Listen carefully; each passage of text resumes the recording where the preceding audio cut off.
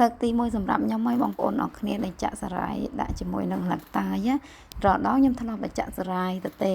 ដាក់តែខ្ទិះដូងហើយយើងមានដាក់ខ្នោទុំហើយនឹងសាច់ដូងអញ្ចឹងទៅតែថ្ងៃនេះម៉ាក់ខ្ញុំគាត់ទៅផ្សារហ្នឹងគាត់ទិញបានលឹកតាយមកអញ្ចឹងទៅគាត់ថាឲ្យកន្លុកដាក់ធ្វើចាក់សារាយ2តង់អញ្ចឹងណាបងប្អូនអរគ្នាហើយចាក់ដំបូងហ្នឹងគឺខូចបាត់ហើយបងប្អូនអាថាទី1ហ្នឹងដោយសារតាចាក់សារាយដាក់លឹកតាយហ្នឹងវាអត់ទាន់តិចល្អបងប្អូនអញ្ចឹងទៅ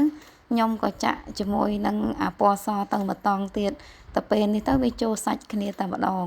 និយាយទៅមិនអីទេបងប្អូនទៅពេលរឹងទៅអាចញ៉ាំបានដូចគ្នាគ្រាន់តែថាវាអត់សូវស្អាតអញ្ចឹងណាហើយសារាយថ្ងៃនេះម៉ាក់ខ្ញុំក៏ទិញមក3កញ្ចប់បងប្អូនអរគ្នាចា3កញ្ចប់ឲ្យខ្ទិះដូងហ្នឹង1គីឡូកន្លះហើយគាត់មានទិញស្ករទិញអីមកដែរហើយលឹកតាយហ្នឹង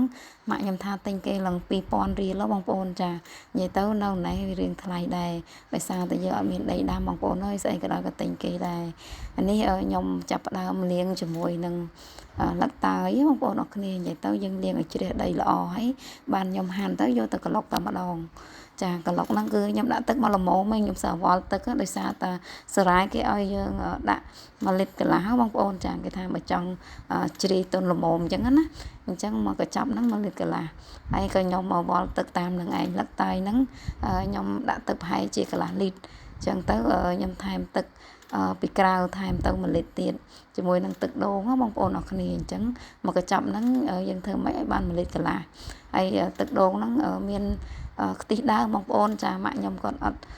យកខ្ទិះរាវពេកទេព្រោះអីខ្លាចអត់ឆ្ងាញ់ដោយសារតែចូលចិត្តញ៉ាំខ្ទិះហ៎ចានេះគឺយើងច្របល់ចូលគ្នាជាមួយស្ករជាមួយអីទៅហើយយើងយកទៅដាក់លើភ្លើងហ៎បងប្អូនចានិយាយទៅការចាក់សារាយអត់មានអីបាក់ទេបងប្អូនអរគ្នាចាយើងកណ្ណាកោវាឲ្យសប់ចូលគ្នាហើយដាំទឹកឲ្យពុះអញ្ចឹងទៅតែប៉ុណ្្នឹងរួចរាល់ជាការស្រេចហើយនិយាយទៅបើថាយើងចង់ឲ្យរៀងខ្ទិះខាប់បន្តិចយើងមកងាស់វាមកយូរបន្តិចទៅពេលវាពុះចានិយាយទៅយើងកូរមករហូតដែរខ្លាចវាខ្លោចបាតដោយសារតែស្ករយើងវាអត់តន់លាអីចឹងណាបងប្អូនចានេះកន្លងពេលខ្ញុំដាក់សារាយឲ្យវារងចាំវាពុះខ្ញុំចិត្តជាមួយនឹងខ្នោសិនហើយខ្នោហ្នឹងជីដើររកទិញរំបានបងប្អូនចានឹកឃើញថាបើចាក់សារាយអត់ដាក់ខ្នោវាអត់សូវឈ្ងុយហើយម៉ាក់ខ្ញុំក៏បានទិញមកទេហើយឡាយតែចិត្តខ្នោហ្នឹងភ្លេចមើលជាមួយនឹងសារាយផលមកអស់លេងបងប្អូនចាអានេះខ្ញុំចាក់បានលឹកតាយឯណាបងប្អូនអរគ្នាអញ្ចឹងខ្ញុំមកកូរដាក់ខ្ទិះថ្មីជាមួយនឹងយើងដាក់លឹកតាយម្ដងនិយាយទៅយើងចាក់មាន2ម៉ូតអញ្ចឹងយើងកូរវល់ទឹកតាមនឹងដែរបងប្អូនចាអានេះខ្ញុំដាក់មួយថង់ដែរអញ្ចឹងខ្ញុំដាក់ទឹក1លីត្រកន្លះដូចគ្នាហើយខ្ញុំដាក់ជាមួយនឹងខ្នោសាច់ខ្នោយើងហ្នឹងហើយបន្ទាប់មកខ្ញុំដាក់សាច់ដូងដែរនិយាយទៅអូយបងប្អូនអើយ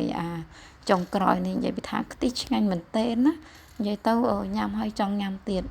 ហើយនេះយើងចាក់បាន2ថាសហ្នឹងឯងបងប្អូនអរគ្នាចា2ថាសហ្នឹងអាថាសមួយនោះហ្នឹង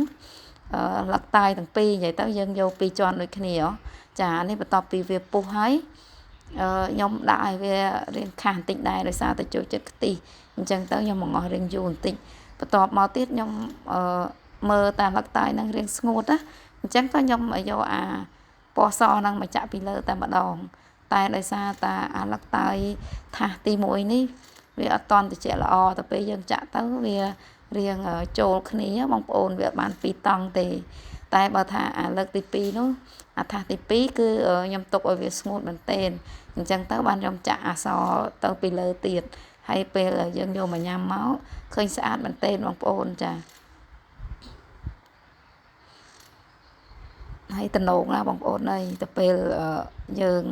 ធ្វើបានអញ្ចឹងហើយយើងទុកឲ្យត្រជាក់ទៅយើងយកទៅដាក់ក្នុងទូត្រជាក់ពេលណាយើងឃ្លានយើងយកមកញ៉ាំមកចាហើយបើបងប្អូនតនេអីកុំភ្លេចសាកធ្វើញ៉ាំមកបងប្អូនចាយើងទុកញ៉ាំក្នុងផ្ទះឲ្យកូនគាត់ចូលចិត្តញ៉ាំអាសារាយអញ្ចឹងណាបងប្អូនចាឆ្ងាញ់ហើយវាអត់សូវតលាន់ទេបងប្អូនយើងដាក់កុំសូវផ្អែមពេកអញ្ចឹងណាយើងដាក់មកល្មមចាហើយទៅពេលយើងខ្លះសេត្រជាក់ទៀតញ៉ាំបាយហើយយកញ៉ាំម្ដង2ដុំលេងអញ្ចឹងទៅចាជាអាហារសម្រន់ផ្អែមលាងមាត់ក្រោយបាយអញ្ចឹងណាបងប្អូនចាអានេះបន្ទាប់ពីយើងទុកឲ្យត្រជាក់ដាក់ក្នុងទូហើយយើងចាប់ផ្ដើមមកកាត់ភ្លក់ឲ្យបងប្អូនចានេះសម្រស់របស់គេបានប៉ុណ្ណឹងដែរបងប្អូនហើយនិយាយទៅអត់ដែលចាក់2តង់អញ្ចឹងធ្លាប់តែចាក់ម្ដង ហើយឥឡូវយើងមកភ្លក់ទាំងអស់គ្នាឲ្យរសជាតិថាឆ្ងាញ់ទៅបេះតែម្ដងបងប្អូនចានិយាយទៅគឺឲ្យមេដៃតែម្ដងវារសជាតិខ្ទិះឆ្ងាញ់